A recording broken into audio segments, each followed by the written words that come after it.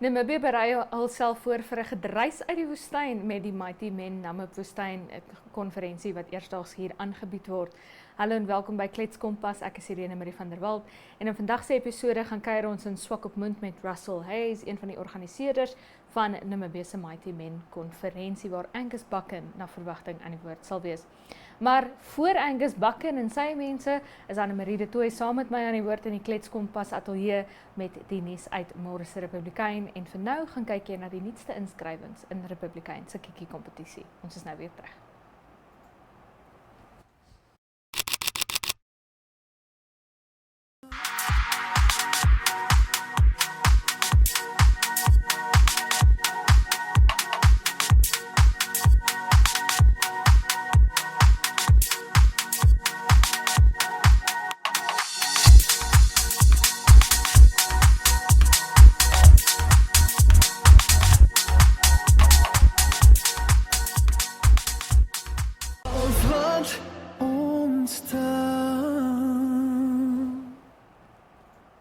Annemarie de Tooy saam met my in die Kletskompas ateljee en Annemarie, ek en jy ek dink dit was verlede week het ek 'n persverklaring gekry oor 'n paar miljard Namibiese dollar wat in T-wet ingestroom word. Ja, dit is nogal, dis insane. Ek dink is iets soos 3.4 miljoen euro.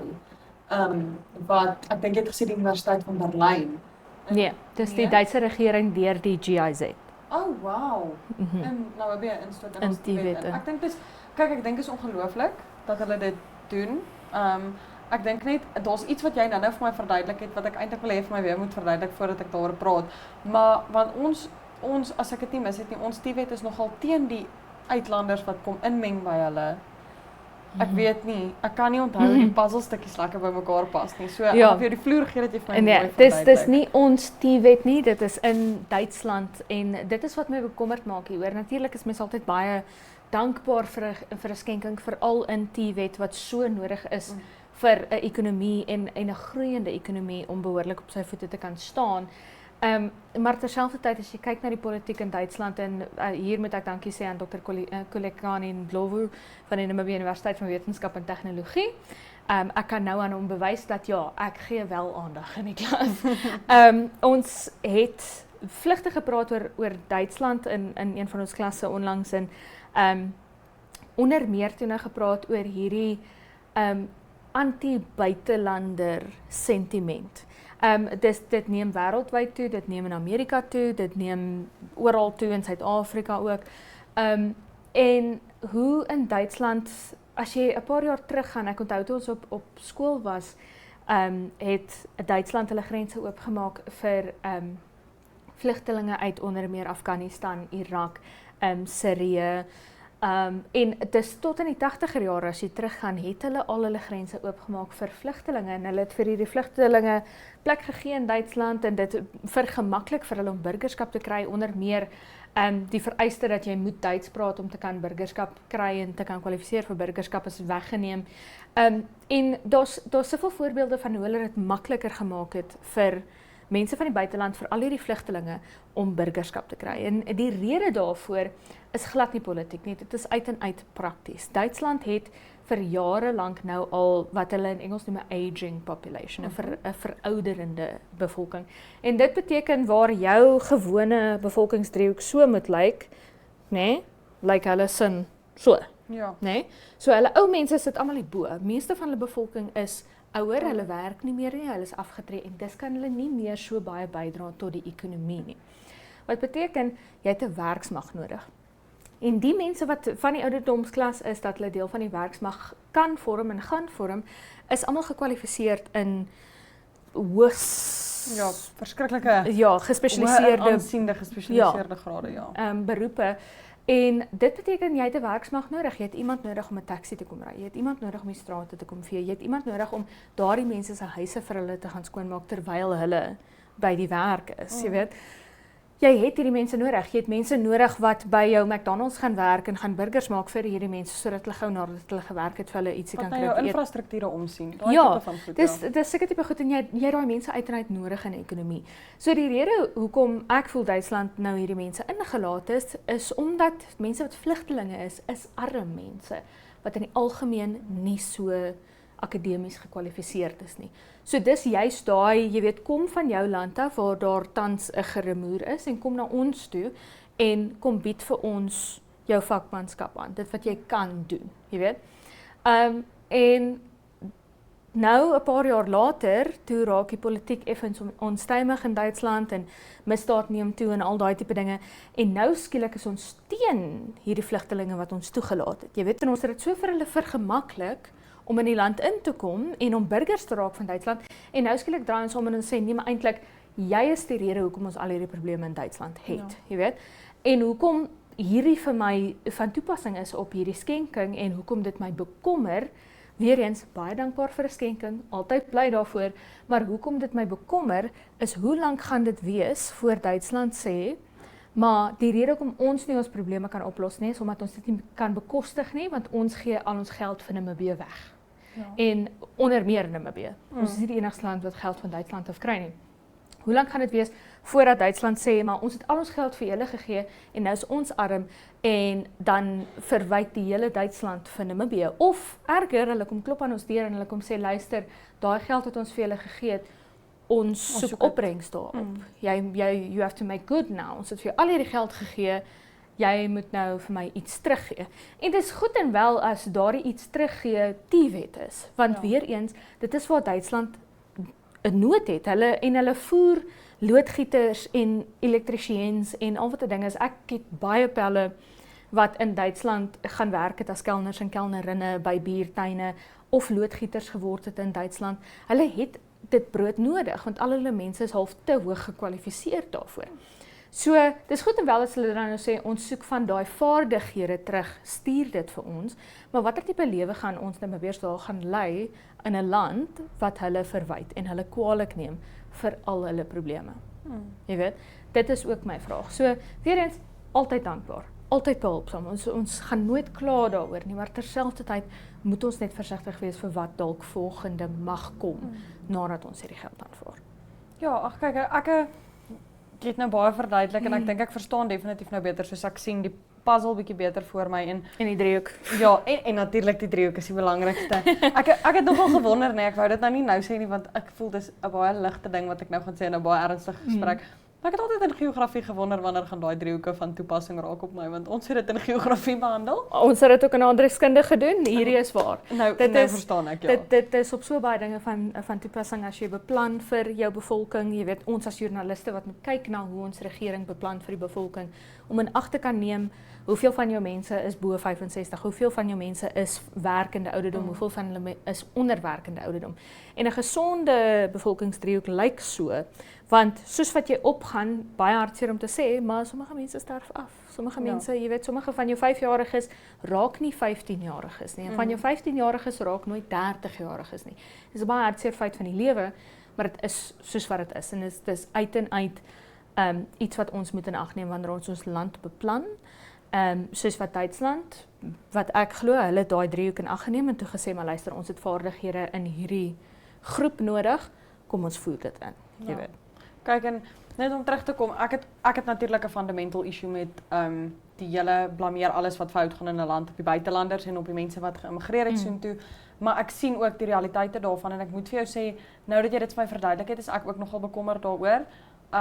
Maar weer eens, die hupstoot wat dit vir ons die wet gee en dit is 'n sektor waar ek dink ons ook al die hulp nodig het wat ons kan kry, want ons het soveel mense met soveel talent wat in daai sektor is, wat net nie kan bekostig om die volgende stap te doen of om die regte toerusting te kry en nie. So ek dink dit in terme van dit gaan dit vir ons baie beteken.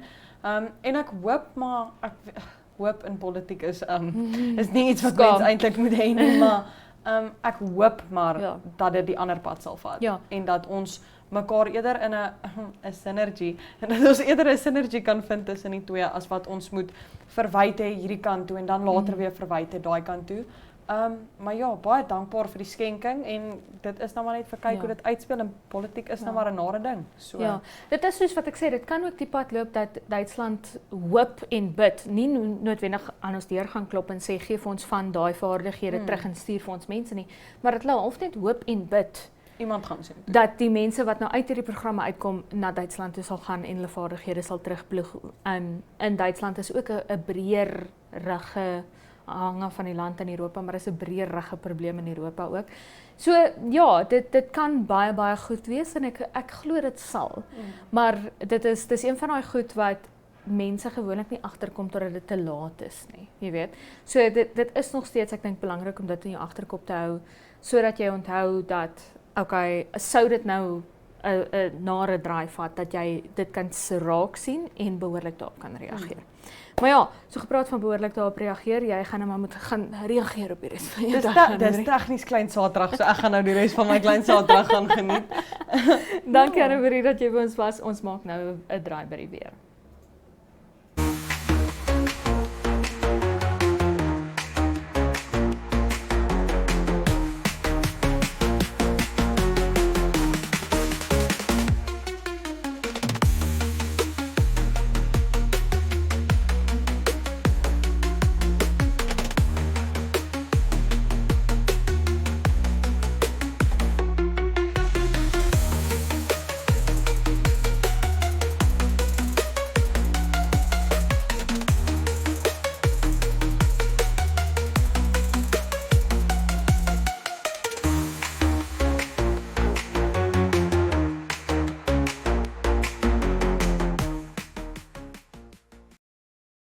Namibia is a land of movement, with waves that never stop reaching forward. Here, adventure is not something we search for. It is something we are born into. In every corner of this country, creativity rises, from artists, from athletes, from dreamers. And when the world comes to explore Namibia, they discover something extraordinary. Because when sport moves people, creativity moves ideas, and tourism moves the world toward us. Something powerful happens. A platform where movement meets imagination, where industries connect, where opportunity grows, where Namibia's next chapter begins. Welcome to the Creative Sport Tourism Expo. Exhibit, partner, experience. Creative Sport Tourism.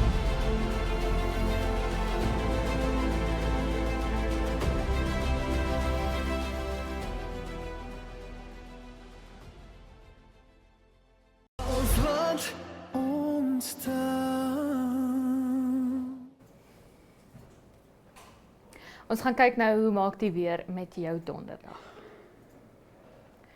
Reënerig môre in die hoofstad met 'n minimum van 11 grade Celsius en 'n maksimum van 23, gedeeltelik bewolk op Rundu met 'n minimum van 19 grade Celsius en 'n maksimum van 31 en ook reënerig in die ooste op Gebabis met 'n minimum van 17 grade Celsius en 'n maksimum van 28.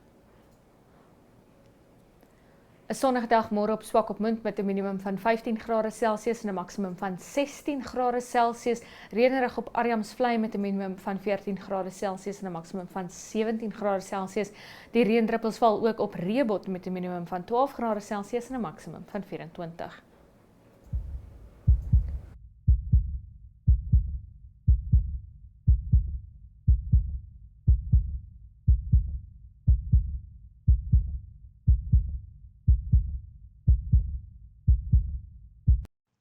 Meditasie word tans wyd bevorder as 'n instrument vir alles van die vermindering van stres tot die verbetering van produktiwiteit. Dit het 'n gewilde benadering geword om veral geesteswelstand in baie omgewings te ondersteun. Wanneer 'n praktyk soos meditasie in mediese of terapeutiese kontekste gebruik word, ontstaan belangrike wetenskaplike vrae.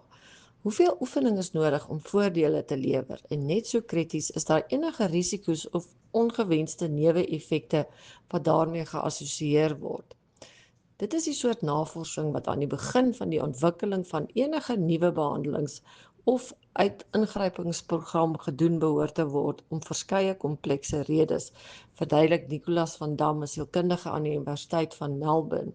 Iets wat volgens hom met bewustheids- of dan nou mindfulness gebaseerde programme net eenvoudig nie gebeur nie. Terwyl baie mense positiewe uitkomste rapporteer, het navorsing oor die jare ook aan die lig gebring dat meditasie tot nadelige ervarings vir sommige individue kan lei. Hierdie neeweffekte kan paniekaanvalle, indringende of ontstellende herinneringe wat verband hou met vorige trauma insluit, soos gesien in posttraumatiese stresversteuring, en in meer ekstreme gevalle sensasies van depersonalisering of dissosiasie. Van Dam het opgemerk dat ramings van hoe algemeen hierdie ervarings is, wyd verskil in die wetenskaplike literatuur. Sommige studies dui daarop dat slegs sowat 1% van mense wat mediteer neeweffekte ervaar, terwyl ander syfers egter so hoog as 2/3 aangemeld het.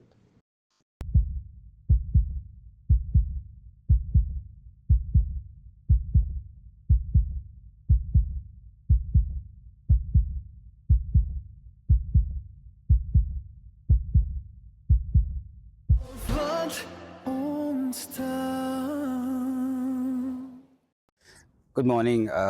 My name is Russell Hayes. I'm from Mighty Man, Namibia, and I would like to welcome everyone here. Currently on site, busy with preparation for the main event, the conference. We are excited. Just to give a brief background on the event itself, the main purpose of it.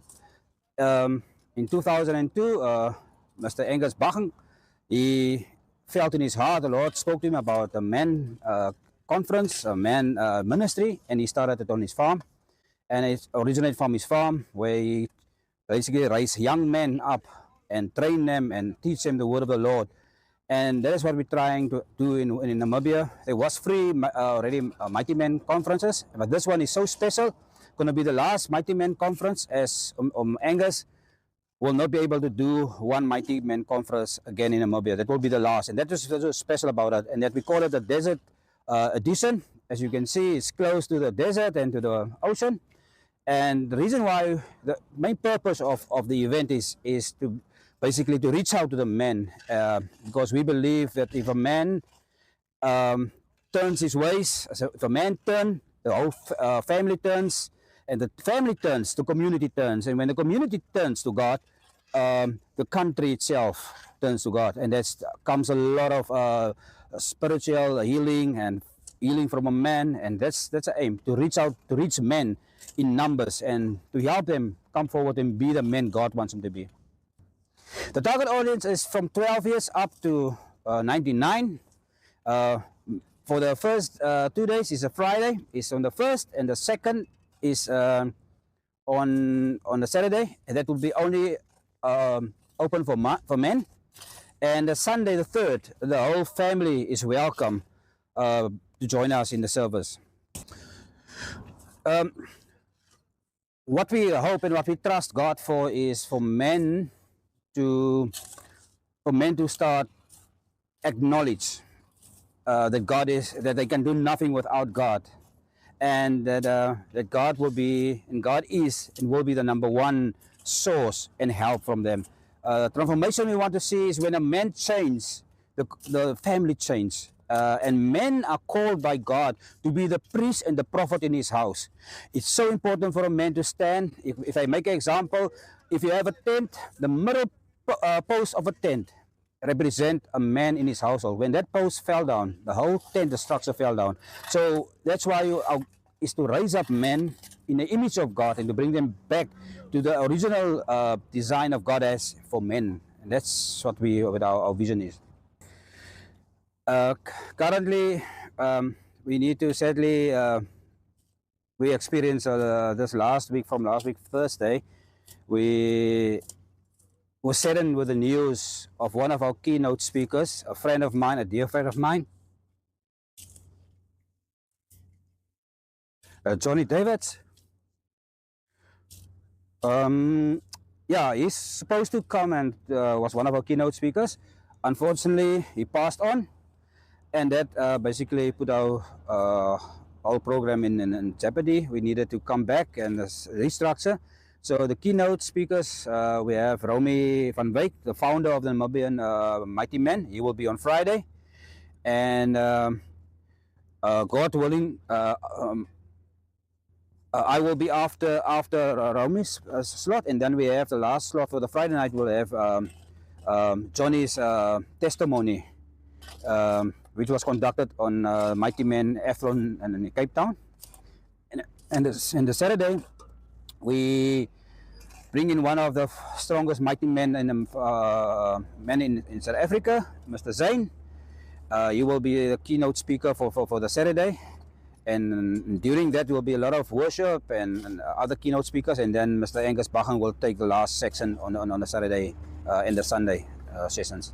Yes, definitely.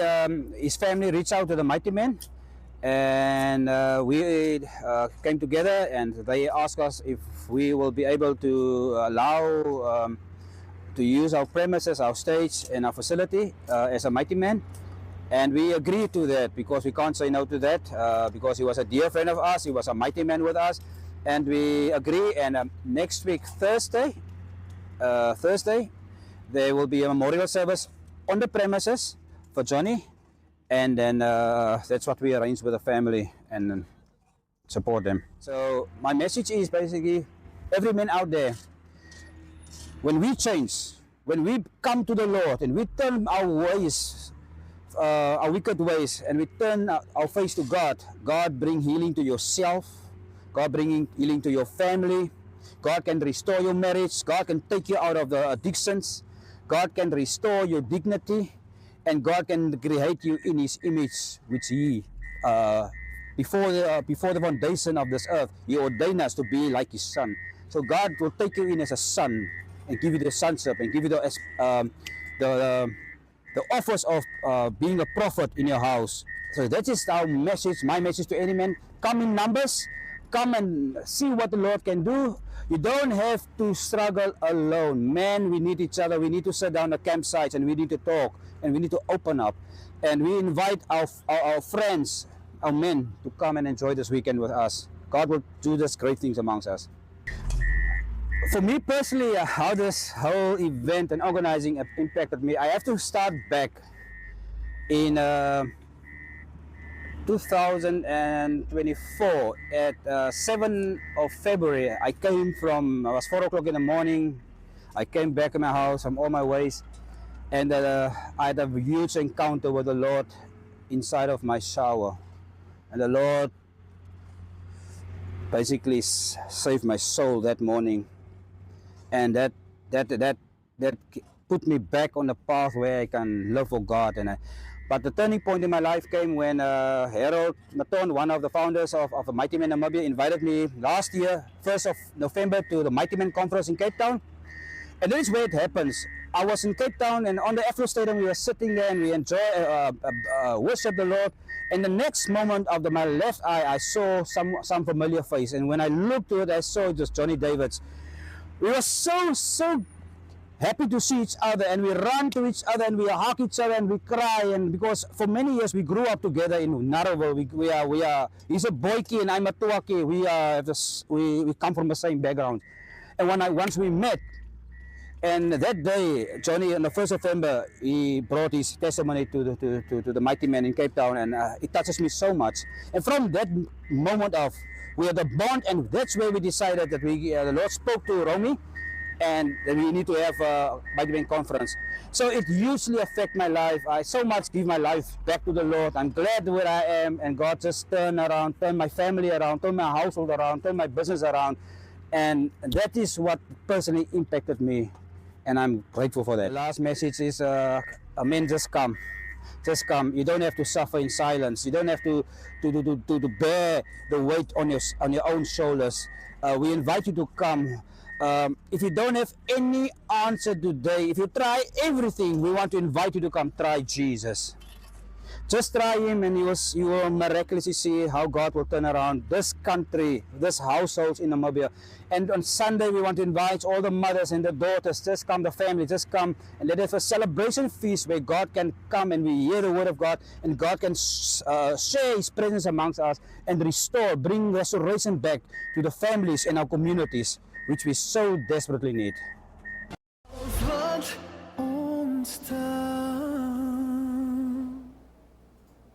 Dit bring ons tot die einde van vandag se episode van Klets Kompas. Baie dankie dat jy by ons aangesluit het. Onthou, ons is môre nog vir 'n laaste keer op die kassie om 8 uur die aand op Netwerk Televisie DStv 285 en GoTV 25 in Namibië, as ook oneup2.com aanlyn. Maar tot môre, is dit mooi bly.